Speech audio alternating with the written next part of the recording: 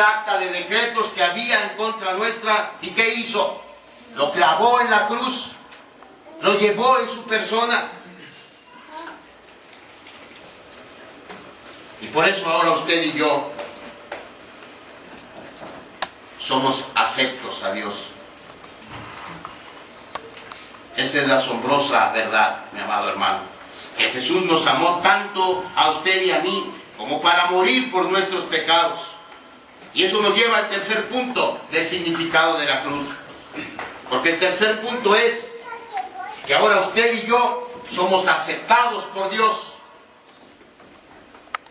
Mire qué dice el versículo 37 y 38 de Marcos 15.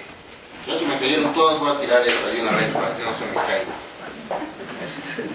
Versículo 37 y 38. Mas Jesús, dando una gran voz, expiró.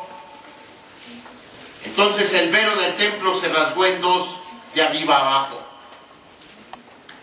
Aquí Marcos registra el momento exacto en que Jesús murió, pero luego llama nuestra atención a algo que estaba pasando en ese mismo momento en el templo de Jerusalén. El templo de Jerusalén que estaba en el otro extremo de la ciudad. En el otro extremo de la ciudad. Lo que Marcos quiere es que comprendamos que ambos eventos, la muerte de Jesús, el momento exacto en que expiró y el momento en que el velo se rasgó, están conectados. De alguna manera tienen algo que ver. El momento en que Jesús murió y el momento en el que el templo, el velo del templo se rasgó. Cuando Jesús murió, la cortina del templo, que medía 10 metros, y era una cortina de 7 centímetros de gruesa. No era cualquier cortina, no era como estas. Una cortina gruesa. En el momento en que Jesús expiró, esa cortina se rompió. Esa cortina separaba en el templo a Dios de la gente. Estaba colocada para ocultar el lugar santísimo. Era una división que tenía el templo. Y nadie podía entrar a ese lugar. Solamente el sumo sacerdote, y una vez al año, para expiar los pecados del pueblo. Más nadie podía entrar. Ese lugar simbólicamente era en donde habitaba Dios. Lugar donde estaba la presencia de Dios, de manera que nadie podía entrar. Haga de cuenta que era un letrerote de 10 metros que decía: no entre. Esa cortina mantenía separada a la gente pecadora como usted y como yo de la presencia de Dios. Y entonces, repentinamente, en el mismo momento en que Jesús expiró en la cruz del Calvario, colgado de esa horrenda cruz, Dios rompió ese letrero gigante que decía: no entre. Es como si Dios estuviera diciendo: a partir de ahora puedes acercarte a mí. A partir de ahora puedes venir a mí. ¿Y sabe por qué? Porque Cristo murió por usted y por mí. Porque Jesús pagó el precio de nuestros pecados. Esos son los tres significados de la cruz, mi amado hermano. La cruz significa que Dios estaba enojado. La cruz significa que el Señor Jesús fue abandonado. Pero la cruz significa que por ese abandono de Dios, de su Hijo unigénito en la cruz, usted y yo pudimos ser aceptados por Dios. Porque Jesús llevó en Él el pecado de todos nosotros. Ahora la pregunta es: ¿cómo vamos a reaccionar hacia la cruz de Jesucristo? Ya sabemos lo que significa. Ya sabemos lo que representa. ¿Qué vamos a hacer con respecto a la cruz de Cristo? Marcos relata varias reacciones de la gente de ese tiempo en relación a la cruz de Cristo. Para los soldados romanos, por ejemplo, la cruz era simplemente un día más en el trabajo. Era un crucificado más. Lo que los romanos querían era llegar, colgarlo, que se muriera y regresarse a su casa lo más rápido posible. Y mientras tanto, mataban el tiempo como lo podían matar.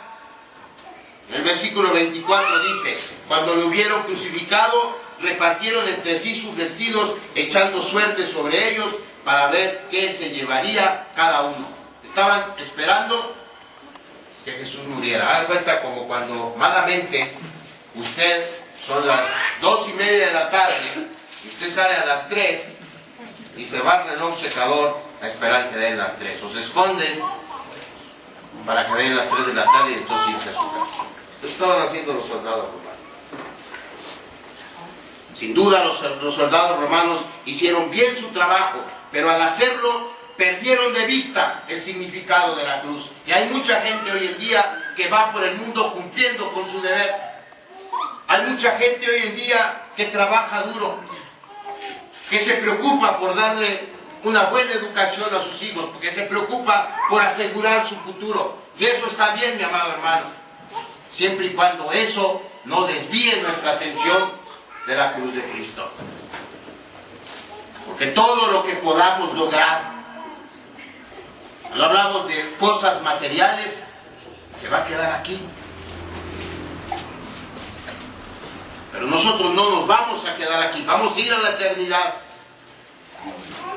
Y resulta que cómo vamos a pasar la eternidad depende de cómo reaccionemos a la cruz de Cristo.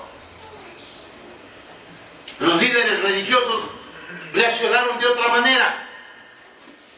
Los líderes religiosos reaccionaron con orgullo, con autosatisfacción. Vimos que Marcos dice, ellos meneaban la cabeza y decían: este Cristo, este Rey de Israel, que se baje de la cruz. ¿Por qué si pudo salvar a unos que él no se puede salvar?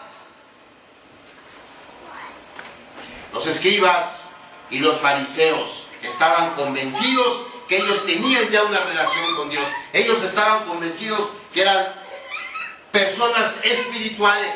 Ellos sabían o creían saber que tenían una relación con Dios, y Jesús de Nazaret no era parte de esa relación con Dios. Y hoy en día pasa lo mismo. Hay gente que crea su propia religión, hay gente que crea su propia moral y piensa que con eso está bien,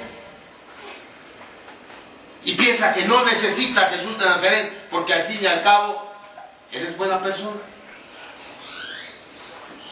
él no le hace mal a nadie, él es una persona recta. Quizás sí, en el estándar nuestro.